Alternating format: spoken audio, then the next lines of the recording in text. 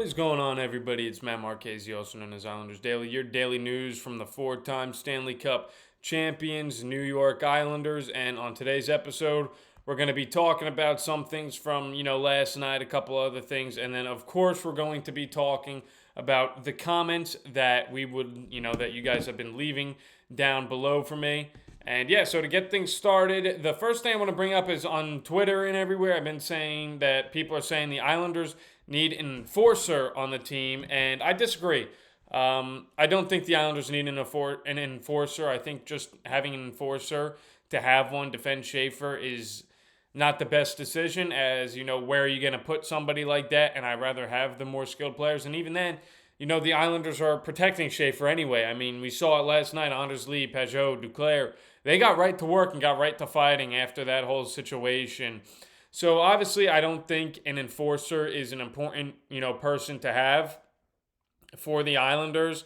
And I just think that people on, Twitter and X and stuff probably should stop worrying about getting an enforcer or anything like that, because like I said, there's just no real reason to have an enforcer on the team, because where are they going to play? They're probably not going to be on the ice when, Schaefer's on the ice, and it just doesn't make sense to bring one in. So for the Islanders, I think it's best to not worry about having an enforcer, because you do have those guys who can stick up for Schaefer when you need him, Mayfield, Lee, and then like I said, Duclair and Pajot were even getting involved in fighting, and they're not exactly a group of people who fight. So, Anders Lee is, but the rest are not those type of guys. So obviously for the Islanders, I don't think having an enforcer is the utmost of needs. I think they should not worry about that.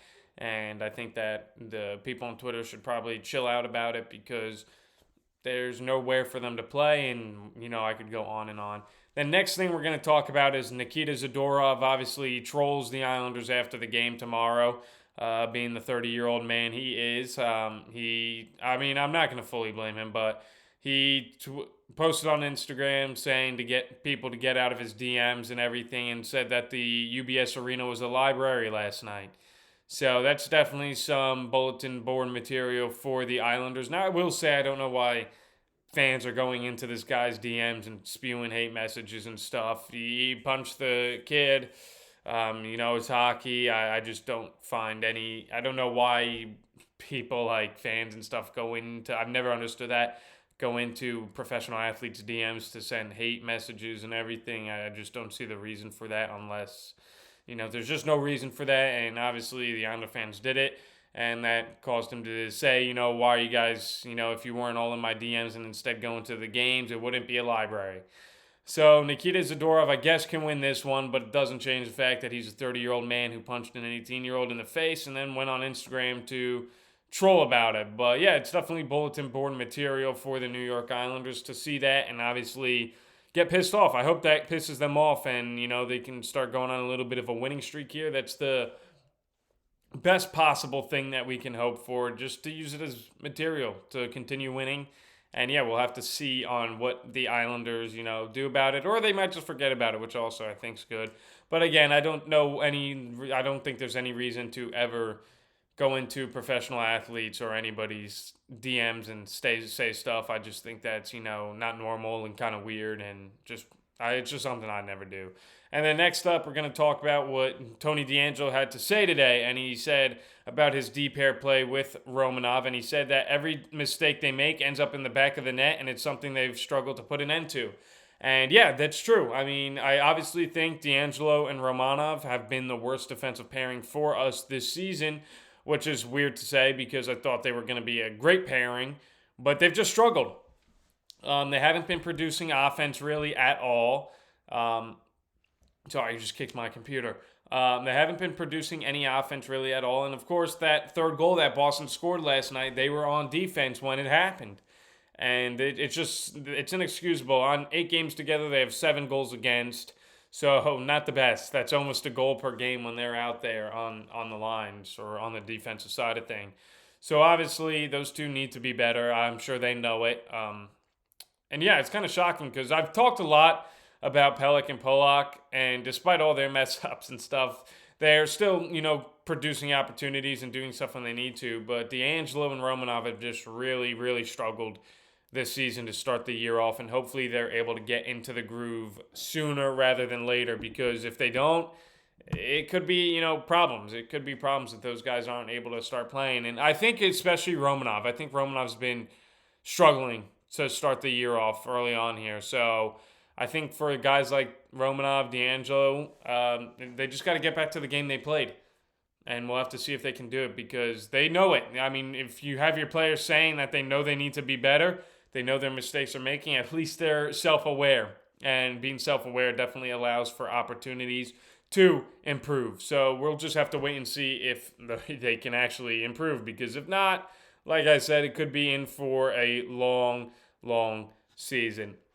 And then we're going to go talk about some comments here. The first comment we have is Palmieri and Drouin have both looked awful with their shooting, and I completely agree. Palmieri, I think both of them are playing solid. I think they're playing solid hockey. But right now, both of them have had multiple chances with empty nets and flubbed the puck, missed the puck, shot it wide. And that continues to go on with those two guys. It just seems like every opportunity they have, they're not putting it in the back of the net. They're not finishing. And in order for the Islanders to win, they need to finish every chance they get. And Palmieri and Drouin definitely have not been finishing. I mean, look at Bo Horvat, somebody I was critical on before the season started who struggled with finishing. He is finishing left and right. And now it's on Palmieri and Drouin. They've had their opportunities, and it hasn't worked out.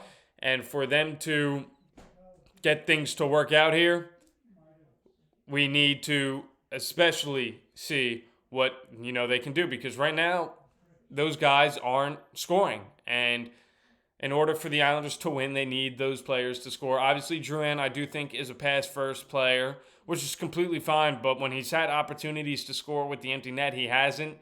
And I think during practices, hopefully those guys are just practicing shooting the puck and getting it on net, because, like I said, if the Islanders want to win, that's exactly what we need for them to be able to finish. And, so it's tough. It really is tough. But we'll just have to see. And then I'm going to talk about this comment here, right here, and it says, what should happen is keep Duclair, drop Zizekas and McLean, and add Gatcomb and Shabanov, then go from there. Switch the lines if you have to. Maybe drop Drouin down to the fourth line and mix it up. And I sort of agree. I sort of agree. I definitely think you keep Duclair. You definitely drop Zizekas when Shabanov comes back, or McLean when Shabanov comes back. But I don't really see the worry right now to drop McLean and add Gatcomb into the lineup. I think that's kind of just a side grade. Nothing really changes there. But I do think adding Shabanov and getting rid of Zizekas or getting rid of McLean for him is definitely the upgrade. And that's something the Islanders need to do once Shabanov is back, because you can't keep going forward with Zizekas on the fourth line. He's not Casey Zizekas anymore. He's just not the player he once was when he was playing with Martin and Clutterbuck, and that's okay.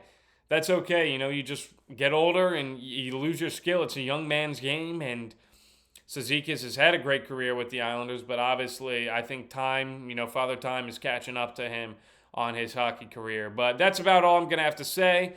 Obviously, guys, leave your comments down below so we have something to talk about for tomorrow's episode as well. And as always, let's go Islanders.